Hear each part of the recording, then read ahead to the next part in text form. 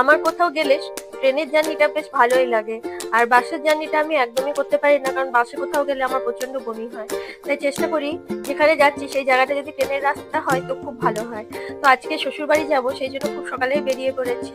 আর নমস্কার বন্ধুরা, আমি শ্রাবণী আবার চলে এসেছি আমার একটা ছোট্ট ভিডিও। আর ছোট থেকেই আমার ছেলে দাদুর বাড়ি যাবো বললে ওর খুব আনন্দ হয়। আর যেহেতু ট্রেনের রাস্তা থাকে, ওর খুব পছন্দ ট্রেনের রাস্তায়, কারণ এই জানলার ধারে বসে বাইরের দিকে তাকাতে তাকাতে যেতে ওর খুব ভালো লাগে।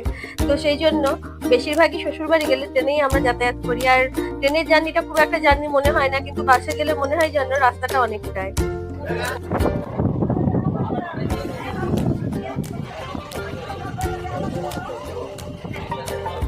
আর আজকে ট্রেনটা খুব ভালো ছিল, ওই জন্য খুব তাড়াতাড়ি পৌঁছে গেছি। ট্রেনটা একদম লেট ছিল না, আর ট্রেনের স্পিডটাও খুব ভালো ছিল। একদম টাইমে ট্রেনটা ঢুকেছে, আবার টাইমেই আমরা পৌঁছে গেছি।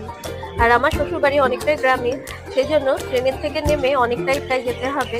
তো সেই জন্য সকাল সকালই আমরা বেরিয়ে পড়েছিলাম, যাতে খুব বেশি দেরি না হয়, 12টার মধ্যে যাতে পৌঁছে যেতে পারি। আর শ্বশুর মশাই বারবার ফোন করে খোঁজ নিচ্ছে যে আমরা কতক্ষণে পৌঁছাবো। তো বাড়ি আসি, এই দোকানটাতে আমরা জলখাবার খাই। তো এখানকার জলখাবার সত্যি কথা বলতে খুবই ভালো। এই নানপুরিগুলো খেতে ছিল, তো সকাল সকাল একটু টিফিনও করে নিলাম, কারণ বাড়ি পৌঁছাতে এখন অনেকটা সময় লাগবে। সেই জন্য জলখাবার সেরে আমরা বেরিয়ে পড়বো।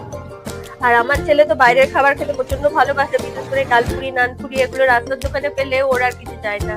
আর এই শ্বশুর বাড়ি যাওয়ার রাস্তার দুপাশে কি সুন্দর ধান ক্ষেত, যখনই যাই না এই দৃশ্যগুলো দেখতে আমার খুব ভালো লাগে। আর আমরা পৌঁছেই গেছি, আর এটা হলো আমার জ্যাঠা শ্বশুর। তো গ্রামে পৌঁছাতে পৌঁছাতে সব শ্বশুর মশাইরা বেরিয়ে এসে দেখা করে। তো আমার ছেলে যেহেতু বড় নাতি, ওই জন্য সব শ্বশুররাই ওকে খুব ভালোবাসে। আর সত্যি কথা বলতে শ্বশুর বাড়ি এসে বাড়িটা যেন খুব ফাঁকা ফাঁকা লাগে, কারণ শাশুড়ি মা মারা গেছেন আজ প্রায় 6 বছর হতে চলল। আর আমি যখনই শ্বশুর বাড়িতে যাই, আমি চেষ্টা করি নিজে হাতে রান্না করে শ্বশুর মশাইকে খাওয়ানোর। তবে শ্বশুর বাড়িতে একজন রান্নার দিদি আছে যে 12 মাস শ্বশুর মশাইকে রান্না করে খাওয়ায়। তবে আমি থাকলে পরে রান্না বান্না আমি নিজেই করি। শ্বশুর বাড়িতে যে কদিন ছিলাম আর ভিডিও করা হয়নি, কারণ কাজের মধ্যে এতটাই ব্যস্ত ছিলাম, ভিডিও করতে একদমই টাইম পাইনি। তবে এটা যেদিন গেছি সেদিনকারই ভিডিও। তো আজকের ভিডিওটা এখানেই শেষ করছি, আবার দেখা হবে অন্য কোনো ভিডিওতে। আর পাশে থাকার জন্য ধন্যবাদ বন্ধুরা।